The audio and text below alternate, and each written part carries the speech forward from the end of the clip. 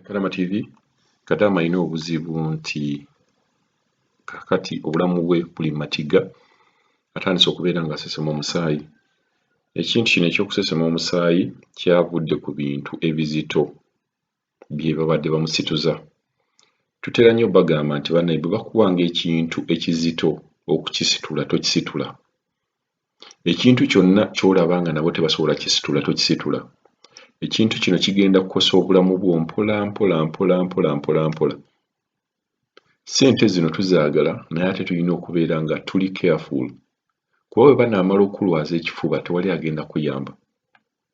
Kadaama ono ali mu buzibu nti famire gy'abadde alimu ebadde emucunya, baadde bamukuba, baadde bamusituza ebintu ebizito. Bwe bamaze okulaba nga alwadde Asesema Musaayi ate ne bamutunda mu famire endala. Bannayye mbasaba mubeere nga muli careful, mubeere nga mwegendereza nnyo emirimu gye mukola. Bw'osobola otakutuma ku kintu kusitula bintu by'amaanyi ebyo n'obisitula. Wano oyinza okiraba nga tekikukosa naye mpola ogenda okulaba nga obulamu bwo bugenda bukyuka mpola. Kadaama obuzibu bw'alimu bwakubeera nga tajjanjabwa, Asesema Musaayi bamutunze ne famire gye bamutunze tamanyiiyo oba tamanyi nti kuba tukimanyi nti bw'obeera nga baakujja mu ofiisi okuddamu okutunda mu famire endala era olina kuyitira mu ofiisi. Ne famire eno ekutte emaze okubeera nga eyonoona obulamu bwe ate ekutte emutunze abantu awalala. Tannafuna buyambi ne gye bamutunze talina ngeri gy'avaayo. So embeera ng'eno yesobola okuleetera Kadaama oba bakadaama nga bano okusobola okubeera nga balwala ekirwadde ne batandikira awo mpola ate nga gye biggweera oluusi tebibeera birungi. So tukubiriza kampani zonna ezibeera zitutte bakadaama bannaaye mweyongere okubeera nga mulondoola bakadaama. Ekintu kino tukyogedde emirundi mingi, mulondoolengako ku bakadaama be mututte mu nnyumba mumanye bali batya. Kuba omuntu bw'anaamanya nti buli mwezi kampani etukubira okulaba omuntu gwe yatuwa ali atya, kitegeeza omuntu ono tebasobola na kumuggyawo. Ate bwe mubakubira ne bakadaama bennyini mwogereeko nabo, temwogera na baboosi bokka kuba boosi ayinza okulimba nti ali bulungi naye nga yamuggyawo n'amutunda. Kadaama katuwa embeera ye, agenda tunyumiza embeera ye gy'abaddemu oba gy'ayitamu n'akati gy'alimu, naye nga mbakomekeza mbagamba tositula bintu bizito. Ebintu ebyo by'ositula ebizito bijja kukosa obulamu bwo. Bakadaama bangi abavuddeyo nga bakutusa ebifuba, ng'abalala bakutuse n'emigongo. N'embeera eyo yonna ebeera kubeera nga bo bakuwa emirimu egy'amaanyi.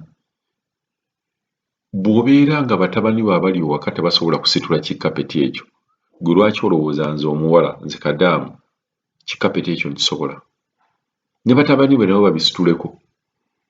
Kitegeeza nze nkuwadde ekintu kye sitasobola, gwakisobola, gwe obulamu bwo obutali bwa mugaso gwe kisitule. Naye nze obwange bwa mugaso nnyo nze boosi akolera oba akozesa.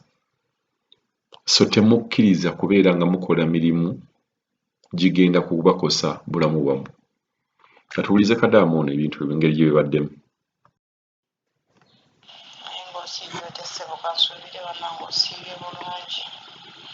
Era kasubire mu mwaka wavaayo bulungi, kwagazza omwaka omuggya omulungi. Taata wali wampadde ennamba eno nsaba onnyambe munnange mukwano.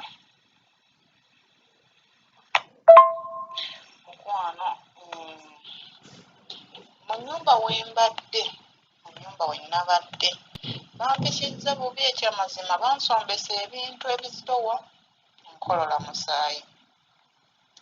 Nkolola Musaayi ate bataddeko okunkuba era mpulira nga siri sitedde.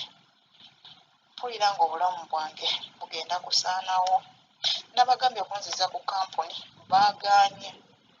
Bantunze mu nnyumba endala naye ng'obulamu ekyamazima obulamu nedda. Bampisizza bubi munnange. Ne mbegayira banzize ku kampuni baagaanye. Taata mbadde nsaba buyambi bwo munnange.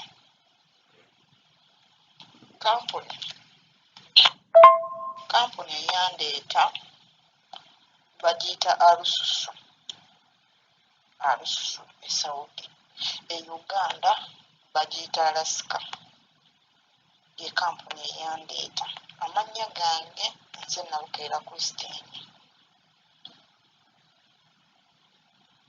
Mbadde nsaba buyambibwa. Nagezezzaako okubagamba okunziza ku kampuni baagaanye. Bo baabadde baagala nze nsayininga kontrakiti empya ne mbagamba bannange obulamu bwange tebweyagala mwansombesa ebintu. Sisobola kuddamu kusayininga kontrakiti empya. Ne basalawo okumpisa bubi n'essimu yange ne bagyasa buli kimu ekintu kye nabadde ntadde mu ssimu yange. Ng'ebifaananyi bye nakuba nga nsomba ebintu nga ki byonna baabisazeewo ne babiyiwa ne bagyasaako n'ogyasaako. Naye ng'ekyamazima babadde tebalina kye bampa. Buli kimu nze mbadde nkyegulira. Okuva ku gundi ey'omunda nze mbadde mbyegulira. Tebalina kye babadde bampa.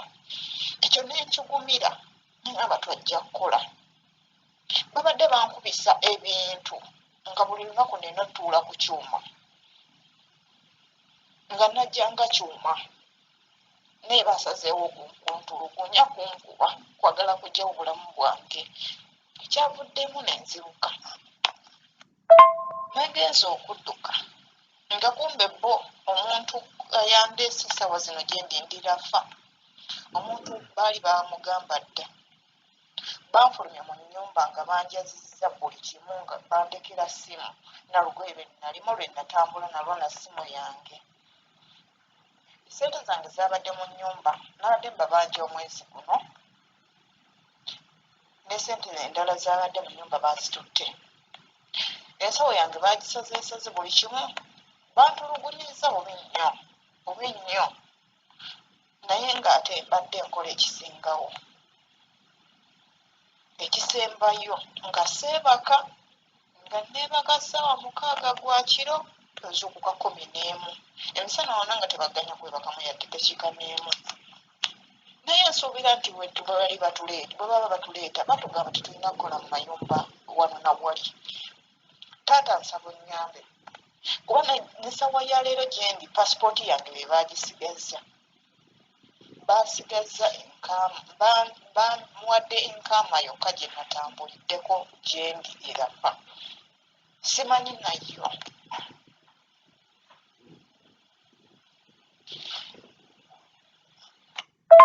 Enamba gye nsindise ya muwala we be banzigya ku kampuni nadde nkolera maama waabwe.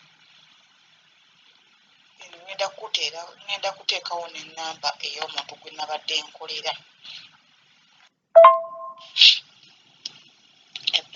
Ebbanga lye mbadde naakakolera ndi mwaka gumu n'emyezi kati 2. Kuba bandeeta 2019 mu Gwomukaaga nga 7. Kati mu Novemba nga 7 mbadde nina sappositi okudda ewaka. Naye akageri ke bantunze gye sitegeera simanyi biddako simanyi na bbanga lye baasayininze gye ngenda kukolera. Naye ekyamazima bannange empisibwa bubi. Okukola nkola naye empisibwa bubi. Bankubye nnyo nga bw'okiwulira era neenyigawo emizi. Ate nga n'ebintu bye bansombesa mbadde nkolola musaayi.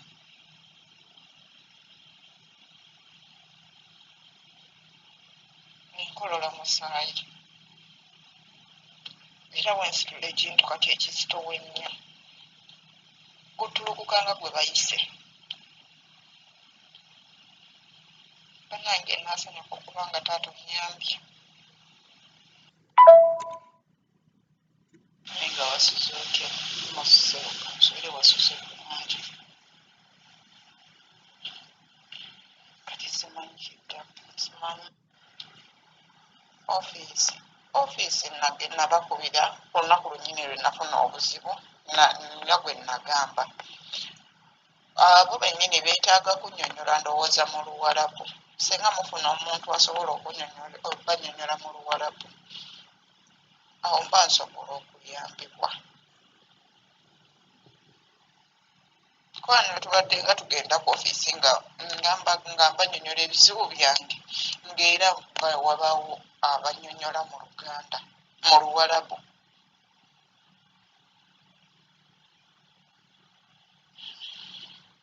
Ofiisi nabagamba nzize mbagamba era bakimanyi. N'olunaku lwennyini lwe nafuna obuzibu nina gwe nagamba. Lwakuba odiyo zange zonna esimu bagikwata ne babiyiwa ne babibulokinga byonna.